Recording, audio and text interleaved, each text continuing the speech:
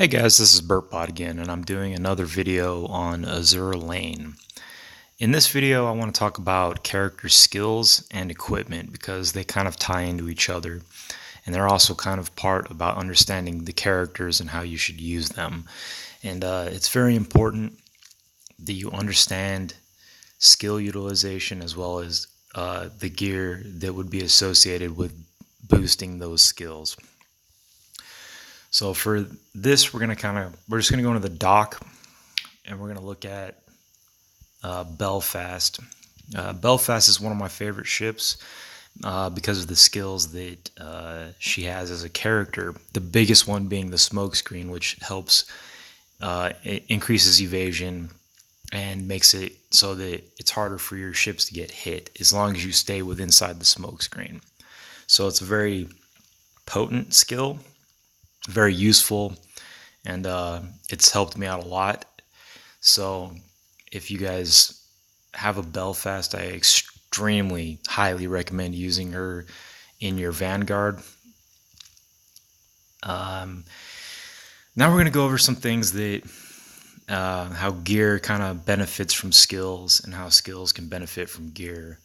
If you look over here, we have a skill called Burn Order, and this increases the effectiveness of high explosive shells, right? So it's very important to understand that there are three different types of shells in the game. There are guns that fire AP shells, there are guns that fire high explosive or just explosive shells, and then there are guns that fire normal shells. AP shells go through bigger targets and do more damage to bigger targets, battleships or heavy cruisers, right? And high explosive, or just explosive rather, we won't call it high explosive, but explosive shells are really good at destroying things like destroyers and light cruisers. And then normal shells just kind of have an all-around benefit. They're not good at anything, they're not bad at anything. In this case, Belfast has a skill that increases the damage of high explosive shells, or explosive shells rather. And if you look here, I have Belfast equipped with some very good equipment. But if we click on our gun, right, we look at the gun, it says a twin 150 millimeter. And to actually see what type of shell that gun fires, you need to go to gear. Now under the gear tab, it'll have this little icon next to the name of the gun, right, where it says 150 millimeter main gun, and it scrolls to the left, right? Next to that, there is a purple icon. A purple icon indicates a gun that fires armor-piercing shells. So right now we have a good gun equipped to Belfast, but it doesn't play to her skills, right? And the skills trigger automatically. You don't push a button, they happen, right? It happens X amount of times you fire the guns, or there's a percentage chance that it triggers when you fire or do something, right?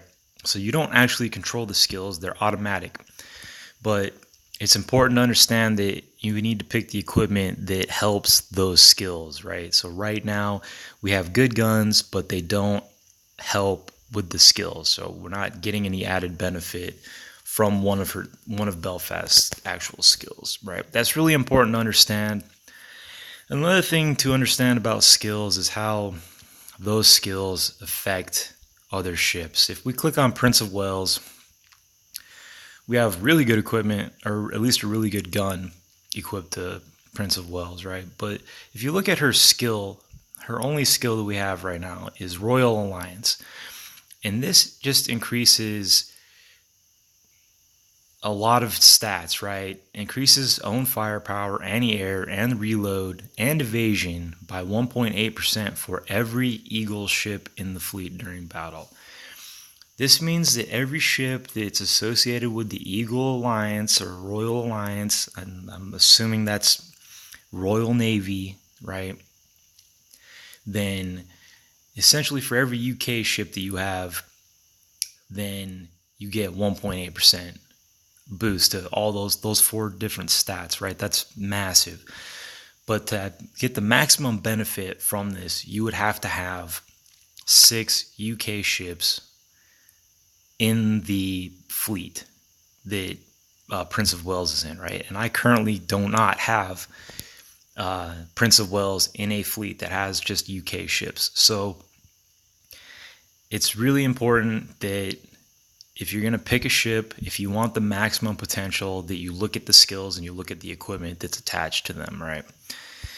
One thing that can help you out is if you look at the left side of the screen, down at the bottom, there's a help icon. And this is really important. If you click on the help icon, it pops up with a whole bunch of these little information pictures, right? The displays or, and essentially they tell you important things like use same ships or bullens to limit break a character, right? And a limit breaking increases overall stats and increases the maximum level that you can achieve with that character, right? And then this is where it goes over like what type of gun it is, what type of ammo it is that's firing. This goes over what different shell types are good for what. And then this goes over mood. And characters have a mood that affects how they develop in a battle. Essentially, if you have a character with a low mood, they don't get as much experience and they're more likely to die, essentially, or get taken out in a fight. So it's important to understand, and there's different levels of affinity and mood. Mood is just overall how they feel, and you deplete mood by 2 every time you have a battle. Affinity is just how much you've used them and how that particular character, and I air quote this, likes you, essentially.